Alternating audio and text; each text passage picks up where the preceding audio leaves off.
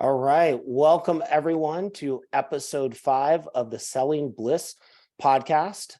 Episode 5, 5 rings for Kobe. We'll talk about that later. But my guest is the one and only Morgan Ingram. Morgan, what's up, man? How you doing? I'm good, man. How about yourself? I'm doing great. Thanks so much. Man, I was actually out last night. I was in San Francisco at a bar in the marina called Final with a bunch of ex-Oracle folks who 20 plus years ago, a whole bunch of us all started as SDRs, and we got together. And man, first of all, it was just amazing seeing all these folks and seeing what they've done. And I think you and probably Sam Nelson are two of the people in the last 5 years who I think have really elevated the SDR conversation. You've had the SDR chronicles, and I think you've done so much for that. But I wanted, just wrap with you today about like what you've done, but even more excited about where you're going. So would you mind sharing a little of your background and how you got your start as you came out of college at UGA, your 2-time defending champs in football? We're stepping up nowadays. I like Yeah. to see it. I like to see it. Tell the story, man. Would you mind giving a little background? Yeah, absolutely. So we'll start after UGA. So after UGA, I didn't really know what to do because I graduated with finance and sports management. So I wanted to be a sports agent. That was like my whole goal during college. Y'all probably seen Jerry Maguire show me the money, right? Yeah. So that was what I wanted to do. And, ultimately in talking to a lot of people in the sports industry and also being an agent, I realized it wasn't for me. Ultimately, it just wasn't for me. So I took a step back and I was like, so what should I do? And so what I decided to do is actually go into public speaking. So I did a couple talks for about 5 to 6 months. I did some open mics. I did some high school talks. I won 2 state championships in basketball. So I just spoke on that experience. And then after a while, you don't make a ton of money doing that. So I had to make a decision on what to do. So I went to the National Speakers Association, and this guy named Jeff Sheehan, who I still in contact with from time to time, said you should go look at some tech companies and start in sales.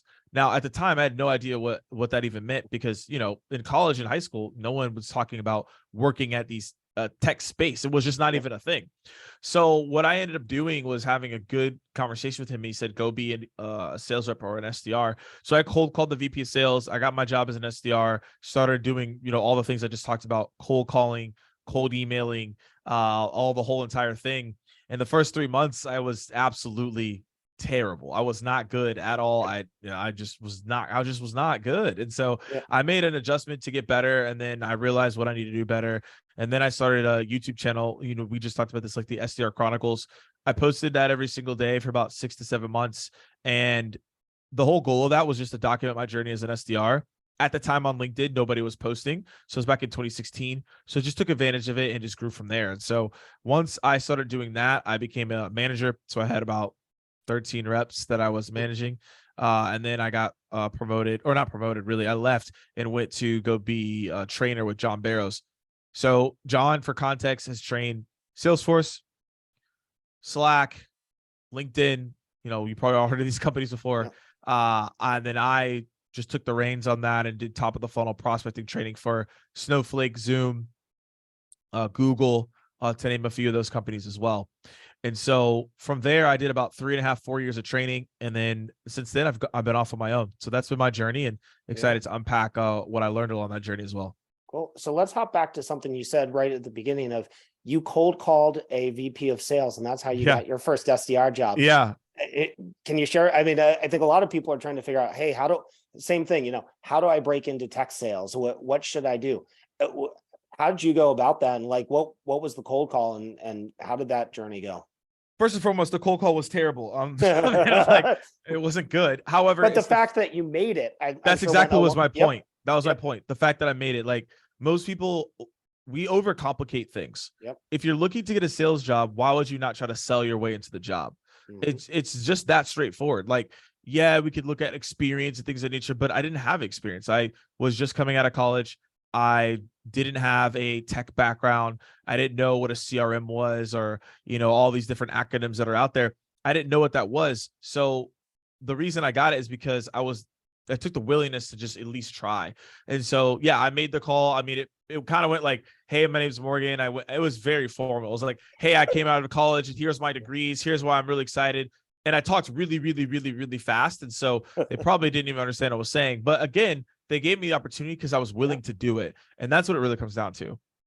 And I'll tell you, I've hired probably at this point hundreds of SDRs and AEs over my career. And a couple of the things I always look for are just someone who's a self-starter, they have tenacity. And the fact that someone's going to pick up the phone out for me, like that would go a long way.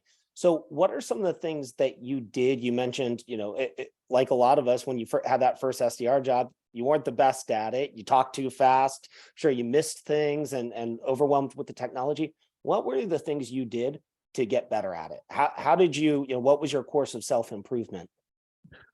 Just on the cold calling side or just as an SDR? Both. So 3 things on the cold calling, because we'll start there. So the cold calling side is I'm trying to look for it. I had an example. It's like a stress ball. So what I would do is when I would talk really fast, I would squeeze a stress ball and it basically was telling myself to slow down, because I realized I was going like super fast.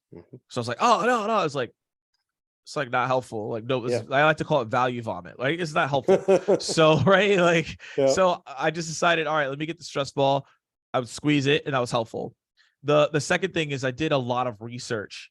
So I would study how to make sure to be very thoughtful and concise in the way that I talk to prospects.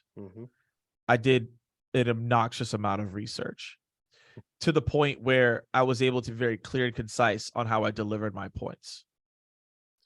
The third thing that got me really good at cold calling is I'd listened to a lot of my own calls. So I had a commute going into the city of Atlanta. If you've been to Atlanta, traffic is terrible. So I lived with my parents at the time. So it was really hard because it'd take like an hour and a half, hour to get back home.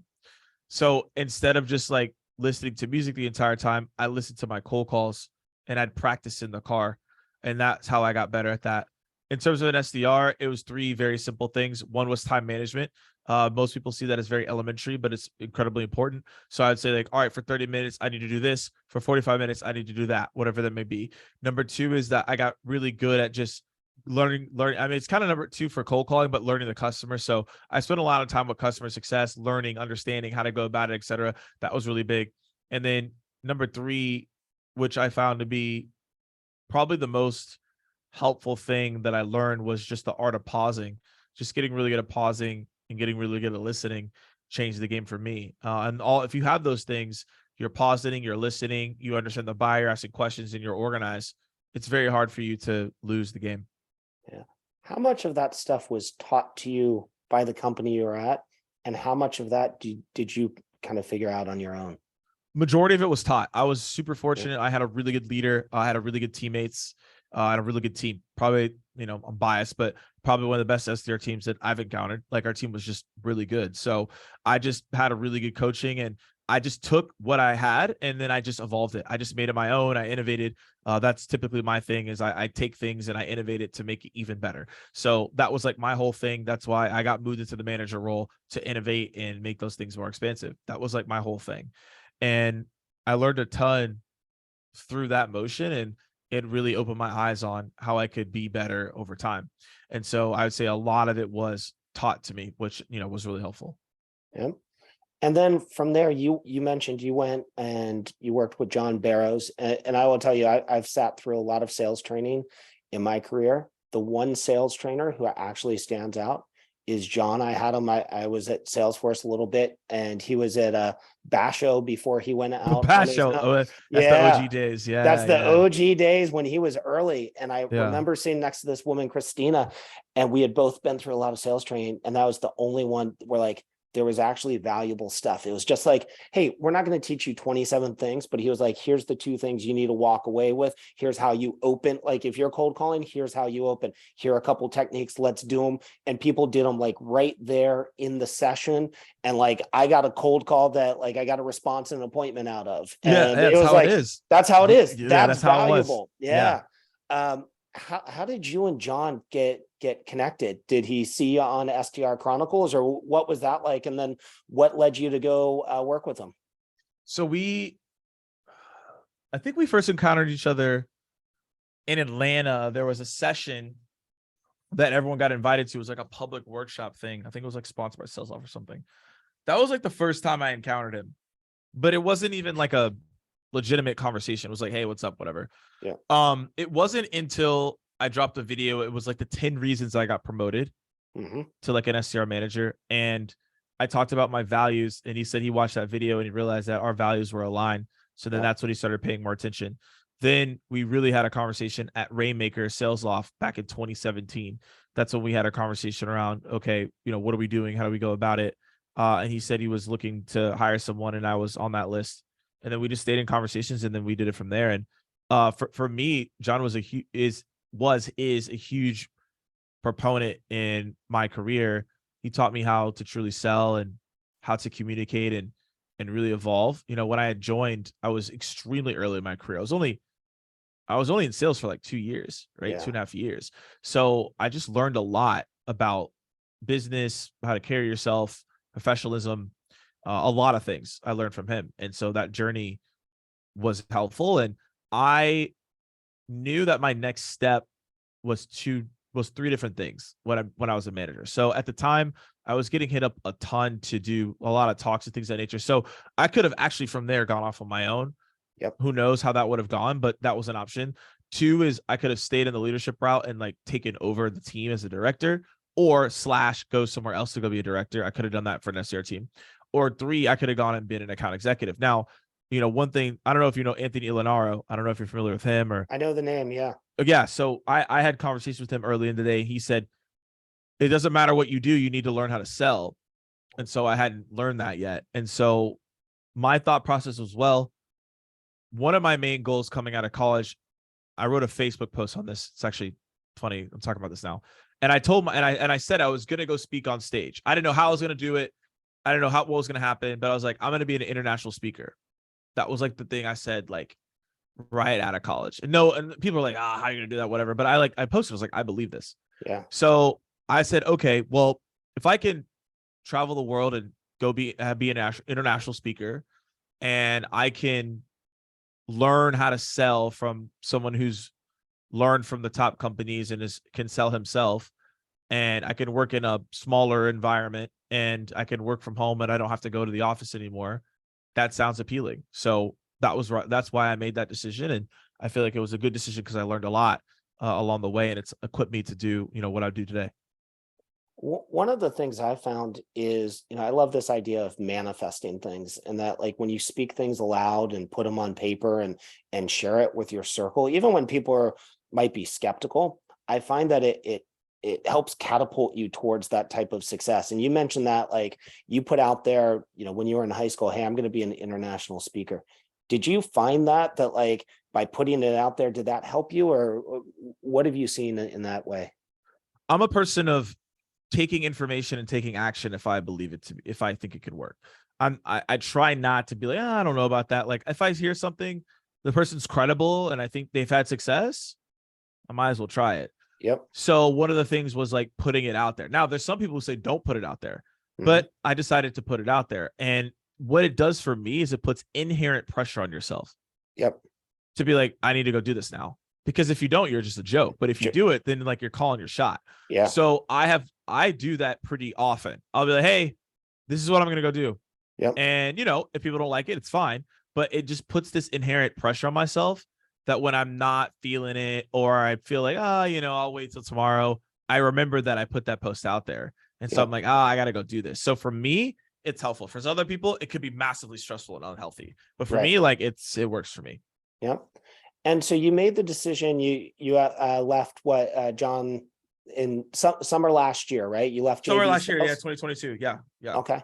And you've talked a little bit like on LinkedIn and some videos about like you joined Sales Impact Academy and it didn't quite work out. You mind sharing a little? And you know, my belief in life is like, hey man, you got to try things, and sometimes things just don't work out.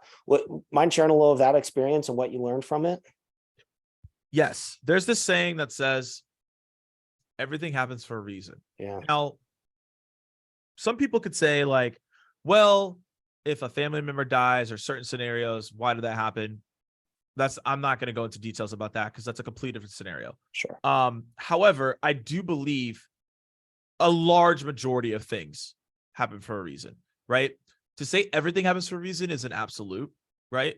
And I don't think there's not a lot of things that are absolute except for, taxes, death, and the oxygen in the air, right? Yeah. So I don't like saying absolutes, but I will say 98% of things happen for a reason. Yep. And you can pinpoint it, but it's up to you to find the reason. That's where most people miss. It does happen for a reason, but most people miss it because they're looking at other things. Mm-hmm. So going to SIA was not the best experience for me. And overall, we had a different vision than what happened later down the line.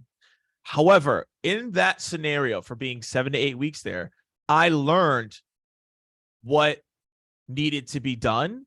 It opened my eyes to things because I was working with people that I hadn't worked before. It opened my eyes to things that I wasn't paying attention to. And it set the tone for me on like, this is how I actually need to view things moving forward. And it also gave me the context of when you believe in something, you really need to dive into it, because we just had a different viewpoint on how it needed to be executed. And then it just gave me like, you know what? I need to lean more into what I believe, because I continuously run into this in certain scenarios where I believe something and someone may believe something differently. And that's fine. I'm not going against anyone. I'm just saying there's just different viewpoints. And in that moment, I realized I need to go on my own viewpoint. Otherwise, I'm always going to be in these scenarios. It doesn't matter where I go. I don't think most of the time, I don't think I'm going to find someone who's truly aligned in how I see it, because I do have a unique POV, because I've been creating content for a very long time within the space. So I've experienced certain things. And so what I learned in that scenario within SIA was everyone's going to have their unique POV. You just have to make sure that you are leaning on your POV in the way you want to. And if you're confident in something, go out and do that. And that's what I learned from that. And there's a lot of things that I had really gathered in that experience, that when things don't work out, okay, that's a part of the game, but you still made the decision that you thought was best. And I couldn't beat myself up for that, because in the moment, I thought that was the best decision. And it allowed me to see things from a different perspective and then move on to the next thing that I'm working on now. And ultimately, like I said, things happen for a reason. I think the reason that happened, it just really allowed me to just see everything from a multitude of different perspectives. And now it makes you just confident in like what I'm doing today. All right. So you teased it. What are you doing now? What's next? Yeah. So I'm really diving into influencer marketing. And I think, and again, when you hear that, you might think just creators. And I believe that is not the only case. So what I believe to be true is marketing and sales has always been in this battle, right? Mm-hmm. And ultimately now a lot of marketing is turning into revenue, which is great. And in order to support marketing, you have to increase your social lift, brand awareness, and community expansion. But in order to do that, you need to create content. So in order for people to advocate for content, you have an influencer who can come in and support that. I think that's actually short-sighted. Yes, people-led growth is important. We're starting to see people lean towards personal brands. I get that. But what we really need to focus on is how do we amplify the people we already know best, which are our employees and our customers. Mm-hmm. So effectively, as of right now, most brands are not leveraging their executives or employees to create content, and they don't have a support system typically to support them to do that because they're too busy. And customers need to also be your influencers, but there's not a system to support them on that. So, you've probably seen it. There's boring testimonials, customer testimonials that are out there, right? Same white screen, same music. It's terrible. Like nobody cares. Yeah. So ultimately, at the end of the day, like if you want to stand out, how are you going to do that? I believe you need to amplify these individuals. So it's amplifying the executives, amplifying the customers.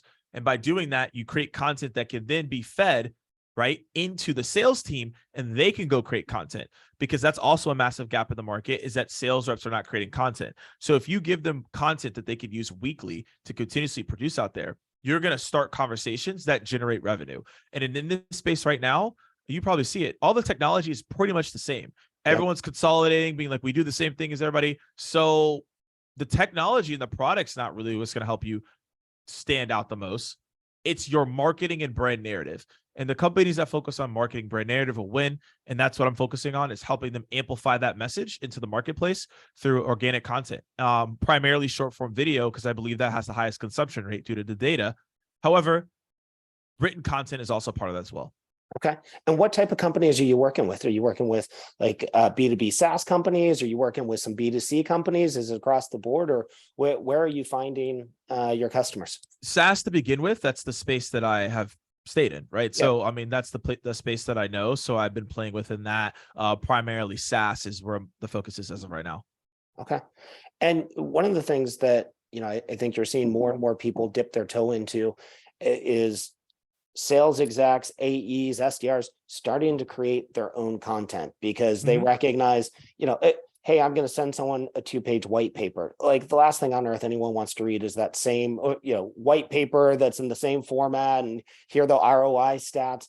But instead, genuine conversations. What's kind of your advice, and what are you seeing out there for people, AEs and SDRs who are trying to break through and start creating their own content? Because that seems like a lot of where you're going towards is building these programs. But on the sales side of it, what are you seeing, and what are your recommendations? In terms of that, it's contextual because you have to know who you're selling to. Mhm. If your audience isn't on LinkedIn, then my advice might not be as applicable. So I Right. want to add that caveat there, because what I'm going to say might not be applicable to everyone, but it is something you need to consider, especially with layoffs going on. Like, you should be building your brand to some capacity at some point, because you see the layoffs are happening, ruthlessly. So that's just something to consider. In terms of creating the content, all you need to do is do something once a week. So I talk about this in a course I have with LinkedIn Learning. It's basically like your LinkedIn posting strategy. So essentially, with your LinkedIn posting strategy, what you need to think about is being a curator instead of a creator. Now, you may ask, Morgan, what the heck does that mean? A curator is someone who takes content and adds their context and point of perspective from it, right? So if you think about it that way, that's a lot easier to create content than, let me go create content, let me go do a video, let me go write this long form thing. That's going to take you a long time. So I just found ultimately the easiest way to go about it is say, hey, you know what? To have the right perspective, to reach out to the person that I want to get in front of the right audience, you need to just do one post that's curated from something. That's why I mentioned, if you have a curated post from the executive, that aligns with the brand narrative. So you don't have to think about what content you have to do. You can just say, Yeah. hey, my CEO or VP of marketing posted this. Here's my perspective on it. It makes it super simple. And then if you have multitude of different content pieces, it's not just one rep or it's not all the reps sharing the same thing. It's reps sharing multiple point of perspectives that they can put out there. So it requires minimum work. It doesn't require a lot of time, but again, you put yourself out there, and that matters. There's only 2 to 3% of people who post consistently on LinkedIn. I probably would say the number's lower who post every single day, probably 0.05. So the thing is, everyone, yeah, you might think it's noise on LinkedIn. It's actually really not. There's not a lot of people posting. You just see a lot of people posting more than you used to on LinkedIn, but it's not a whole lot of people. You can only name a certain amount of influencers within the space. So if you're a rep posting something once a week, you're going to stand out because at least you're remaining consistent to some capacity. Yep. What you mentioned how like 2016, you were early on LinkedIn. People, not a lot of people were posting, and so there was a lot of open space there. What platform right now, if you think about things like, there's TikTok, there's YouTube, there's LinkedIn, there's, blogging, you could use something like Medium. Is there something that you think is like an underutilized platform, or the one that you're particularly excited about right now? Do you think, like, is it still LinkedIn, or is that, to your point, hey, it's the perception is, oh, everyone's on LinkedIn, everyone's posting, but the stats don't actually back that up. Which platform do you think is one that like is exciting and worthy of investment right now? Or how are you thinking about that? YouTube. Yeah. How YouTube. come? It's the fact that most people and brands and marketers aren't using YouTube, I don't understand. And I'm gonna break it down. So now, before I break it down, context. Like, by the time that this goes live, I'll have a better answer on one part that is missing right now for me. The CEO, as of right now, stepped down from YouTube. Yesterday. Yep. Yeah. So now they have a new one, and I think they were the chief product officer, I believe. I think Neil, I think is his name. So I have to personally do more research on that. I don't have a lot of context. And then typically Susan does a yearly, this is where we're going with YouTube, and she has not obviously done that because she stepped down. So there could be things that I don't know right now, before I'm going to give you my answer based on the research I've done so far. So I'm going to add that caveat. I think Neil will probably do a fantastic job, and I'm looking forward to see what he does, but I don't know what his vision is yet. So the answer I'm going to give you, we might have to be like asterisk, right? And I might need to change some things. So I'm just saying that because I don't know what his plan is yet. But overall, despite all those things, here's why. Number one, it's the number 2 search engine in the world, backed by the number 1 search engine in the world. I think that alone should get people pretty excited to dive into that. LinkedIn's SEO backlinks are not the best in the world. So if you have a lot of your probably long form content on there, you're going to probably get seen up in searches when people are looking for it.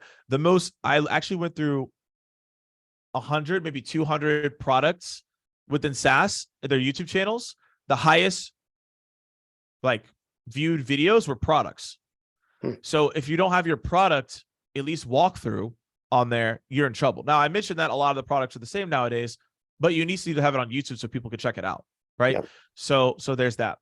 Number 2 is that they have YouTube Shorts now. Now, the thing is, I think TikTok is still primarily a B2C play, but the short form video concept is not just a B2C play. It is a all play. So now when you look at YouTube Shorts, they're heavily focusing on it right now. They're spending in a lot of resources to make it good. They also just had a payment program that released actually a couple of days ago. So the thing is that YouTube Shorts, that's a great place to get more attention to your brand. That's a great place to get views. That's a great place to take, what I'm, work with clients on is taking their webinars, taking their content that they're completely wasting right now and putting it in short format, essentially, so that they can consume more information.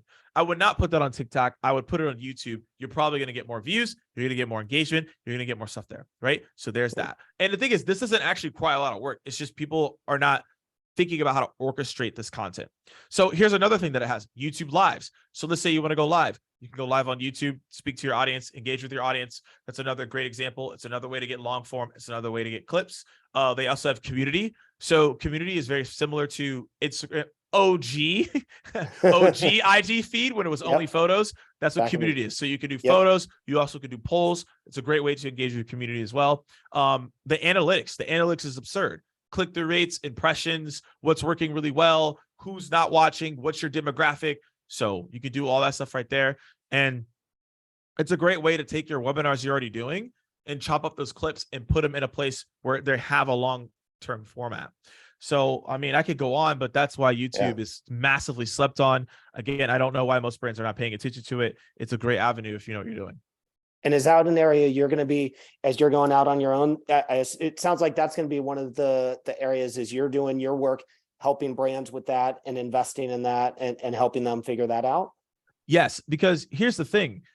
B2B from a content creation standpoint is a lower bar.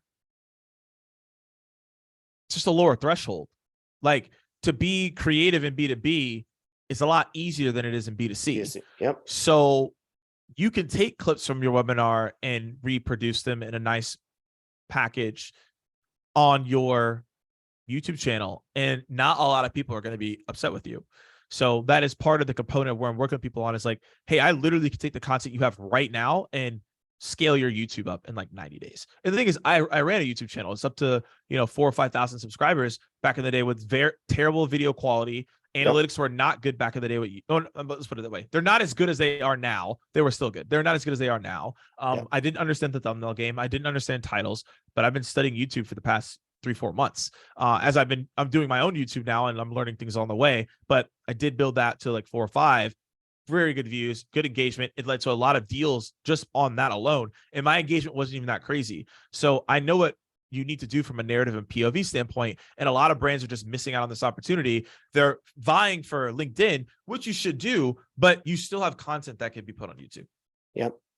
Well, so I'd love your take. One of the things I'm doing with this podcast is I just said, I've thought about this for a long time and I regret not having started it 2 years ago, 5 years ago when I had it, but I was there's never a better time than now. So I just went. And so I'm checking your setup out set up and I'm envious. I see you got the nice mic and stuff like that. I'm just rocking the Bose headset, filming from, the iPhone, things like that. What's your take on the advantages of hey, just get started. And like you did with SDR Chronicles, and not worry about like the lighting, the production quality versus like, hey, you got to be top notch when you come out of the gate. Where do you think that trade-off is, and what do you recommend to people? We get too caught up in the end product.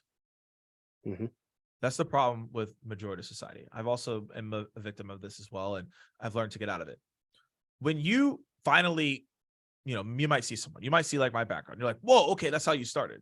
Yeah. You might see like a Gary V or Alex Hormozy. I'm trying to think of some other people. Sean Callahan, who has Think Media. He's got a really good setup, right? Harris Hellers is someone else I follow. His setup is phenomenal. The problem is that's where you stop. You see the end product and you're like, I will never start because I can't get there. Yeah. Go back to the first video. So I'll give you 5 people's examples. You're going to see their first video and you're going to start like literally today. So go look at my first video. It's like me. I was wearing something crazy, by the way. I don't even know what I was wearing. It was pretty absurd. It's like my MacBook is like stacked on books because the camera angle was bad. I'm at a whiteboard and I'm like writing stuff, and the sound quality is like picking up through my computer. So I don't even have a mic. It sounds bad. Camera quality's off my MacBook. So you know how bad that quality is. And I'm using like iMovie to do like the transitions. So the transitions are terrible. So what am I saying? The thing is, that's how you have to start.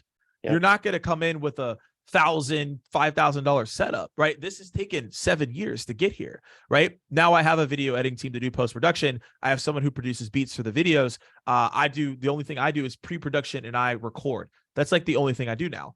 But the thing is, that took time to get there. I spent the time to do the editing, the thumbnails, the descriptions, the captions, the promoting. I did all that myself so that I can help other people do that, and I can delegate it to the team and say, hey, this is what they need to do. So to take all the step back, go watch my first video. It's not good. Go watch Eric Thomas's first video. He's literally outside. He's outside on a pier near the pond, and the transitions are terrible, right? Go watch Gary V's first video. It's like him with like AirPods, and he's like crazy all over the place, right? Like these are people. I think Lewis Howes, if you could find it, his first video, terrible, right? Tony Robbins' first video, terrible. So like the thing is, like, these are people that you hold in high esteem and high regard, and their first videos are terrible and they're awful. So I would just encourage you to go find these YouTube channels where you're like, Mr. Beast's first videos was terrible. I'm gonna keep mentioning people, but like, go back and watch someone's first video, and you will realize that it's okay. And you can start just as they started out. But if you're looking at someone's end product, you're never going to start. And I think the two things that, one, you got to start. 2, you have to be consistent. And 3, that you just have that learner's mindset. And it's just like, hey, I'm just hoping that episode 5 is better than episode 4. And then my goal for episode, just incrementally 1%, can I just keep getting better? And I think that takes you a long way. So let me tie this into something I promised at the beginning, which was around Lakers sports. LeBron, set the all-time scoring record last week. And, I think that sometimes you get someone like a Kobe, a LeBron, MJ, and you see the physical talent and you're like, man, those guys are so gifted. But I'd love to hear kind of your take and how you would apply it to sales when you think about the mentality, the mindset, the unseen hours, all the things that go into that, and like that thought on being a competitor and what that means. What do you take like from sports, and how do you apply that to people in sales, and what do you see as the attributes that help people be successful? I want to point to, so I study Michael and Kobe the most. I'm not the biggest LeBron fan, and I know people are gonna be like, oh, are you a hater? No, I don't like the way he plays. I don't like his game. And what I mean by that is, I think that for how big he is, I think he cries too much sometimes. That's just him off the court. Great, phenomenal. He's done a lot of amazing things. I have no personal beef with him. Like, I'm just saying, I just don't like the way he plays. And just to give you all context, like, so Tim Grover, which is my example I'm about to bring up, he trained Dwayne Wade, Michael Jordan, and Kobe Bryant. He rejected LeBron James. So I'm just going to give you all that. I'm just going to Yep. drop that nugget and I'm going to leave it there. That Yeah. just tells you everything you need to know. So the whole thing is that, like, let's go to Michael Jordan. Michael Jordan is actually very fascinating. People get too caught up in, like, I mean, too caught up. I mean, it's amazing, right? and his 6-0 finals, right? How he dominated. I personally didn't really get to see him play because, I'm on a younger side, so I didn't get to see the whole thing, right? Yep. But I've obviously seen the highlights, but apparently him playing in person was a completely different element, right? Yep. So the thing with him is that, like, he was a phenomenal player. He would average 34, 36, 37 points a game, but he couldn't win championships. Think about the top rep who has a massive ego, but maybe they can't consistently, right, stay at companies or consistently get, better, maybe opportunities to, be like maybe a strategic rep, et cetera. I'm just kind of giving an example here, right? Yeah. Michael Jordan was the best player in the league, but he wasn't winning. Mm-hmm. And it wasn't until he reduced his ego to a certain degree to ask for help and be a teammate, that's when he started winning. And I think a lot of people in sales, they could be winning even more if they could reduce their ego to ask for help and be a better teammate. So example, Tim Grover. Yep. Before Tim Grover, Michael Jordan was just getting beat up by the Pistons. Like, if he never got Tim Grover, I don't think he probably would. I mean, I don't think he actually would have passed the Pistons. I think he just would have continuously got beat up, and, like, it would have been a wrap for him. So he said, I'm sick of this. I'm getting a coach. He got Tim Grover. Now, y'all may have seen Last Dance. Go read the book Relentless. Like, he was way more hardcore than what you heard in that. Like, he would literally train people for a week, and he would program it in a way that, like, would force them to throw up. And if they didn't throw up, he'd know that they were cheating behind the scenes on, like, a routine that he gave them. Like, he's probably the most intense trainer ever, right? Yep. So I'm stating that point because ultimately, at the end of the day, like, when you see it that way, you got to think about it. Mm-hmm. He got a trainer, a coach, to basically track his steps, track the way that he was eating, track his workouts so that he could go and beat the Pistons. Now, once he got Tim Grover the next season, he went on, beat the Pistons, went in to win the championship. He kept Tim Grover throughout his entire tenure. And then, like, ever since he had him, he never lost a finals ever again. He always won. Interesting, right? When he started passing to his teammates and getting them involved, he started to win. Interesting, right? So the thing that most I get from Michael Jordan is that he's willing to be like, I'm going to do whatever it takes to win. Even if I have to reduce ego, I have to go do something crazy. I got to go work out. Like, he's just willing at all costs to win. And I think as a sales rep, you have to think about how can at all costs can I win? What are the follow-ups I need to do? Who do I need to talk to? What mentors do I need to get? What coaching do I need to buy? Like, that's my mindset at this point. It's been changed in the past, probably year and a half.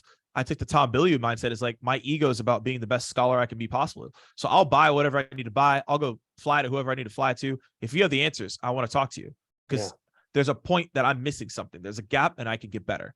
That's all I care about is getting better. It's the only thing I focus on every single day is evolving. And that's what Michael Jordan was. But I think that the epicenter of evolving is Kobe Bryant. I don't think you can point to any player who is focused on evolving his craft more than Kobe Bryant. Mm-hmm. And I still think he's the most skillful player of all time. I don't think he's the best, but I think he was the most skilled because every single inch of his footwork and what he stood for was around just getting better at his craft. And he didn't get away from his routines because Michael Jordan, he was out raging, partying, stuff like that. And he, it was just a different time, right? He had Robin on his team. Right? 36 rounds of holes of golf right before the playoff game and roll in. Yeah. You didn't hear that from Kobe. Kobe was like, this is just who I am. I'm going to show up. Like, I'm going to go early. Like, I'm in the gym longer than you. I'm going to show up earlier than you. He was just the epicenter of just building your craft. So if you're just like, I want to get better, you just point to Kobe and it just was a master class on how to do that. So I think you could take continuously leveling up your craft from Kobe. I think what you could take from Michael Jordan is asking for help and then having the tenacity to do whatever it takes. And even though, again, I don't like LeBron's play, I think what you could take from him is longevity and taking care of your body. That is actually one of the biggest things I've learned from LeBron. $1 million a year to work to take care of your body. Yep. I mean, he's still playing like he's, you know, in his late 20s. Like, Yep. you can't argue with that. He's still able to jump. He's still able to dunk. He's like, what, 37, right? 38. Yep. It's getting ridiculous. I think he'll probably play for another 3-4 years, you know, before he retires. So that's why I started getting into saunas, cryotherapy, float tanks. I started getting serious because I realized at the end of the day, like, if I'm going to be able to do these things at a high achiever task rate, I got to do these things in order to be successful. Yeah, no, I think so many amazing things that you just said there. And I think to me, the thing that's fascinating about Jordan is you look at Jordan and his body, like in 1985, when he came in, Yeah. you know, they're releasing the Air Jordans. He's winning the dunk contest. He's scoring 37 points a game. And he could have had that career. He could have had that like Dominique Wilkins career where, you know, human highlight film, he would have been dunking all over the place. But he looked at it and he was systematic about it. And he realized, hey, because he was getting the shit beat out of him every time he'd go in the lane against like Lambeer and Rodman. Those guys were just knocking him on the ground and they couldn't beat the Pistons. And it took a, you know, step back and for him to like sublimate his ego to work with Tim Grover, right? And remake his body the way he did. And I think that's so rare that someone who's in that stratified air that they actually are willing to do that. And I see the same thing with reps, where reps are like, well, you know, I made club last year and like I've been successful this way, but are they actually still hungry and are they learning new skills? And I think that's one of the things. Exactly. Like they talked about, like with Magic, with Jordan, with Kobe, with LeBron, every summer those guys come back with something new to their game. Like they keep adding to it and they invest in it and they do all those things. Absolutely. So, let me ask you, is kind of, if people want to keep track of all the things you're doing, what are the best ways? You've got the newsletter. How should people, you know, keep track of what's going on with you and what you're up to? Yeah. So I drop a newsletter weekly on Thursday. It's called Commish. I think that's self-explanatory, commission, right? Yeah. You know, kept it super simple. End of the day. Yep. And then, LinkedIn is Morgan J. Ingram. It's the same across other platforms. And we just talked about it. I'm going really deep into video. So check me out on YouTube. I'm going to start doing some more long form content there and some shorts if you want to go check me out. Morgan, thank you, man. This has been so great. I really appreciate you taking the time. Yeah. Thanks for having me. All right.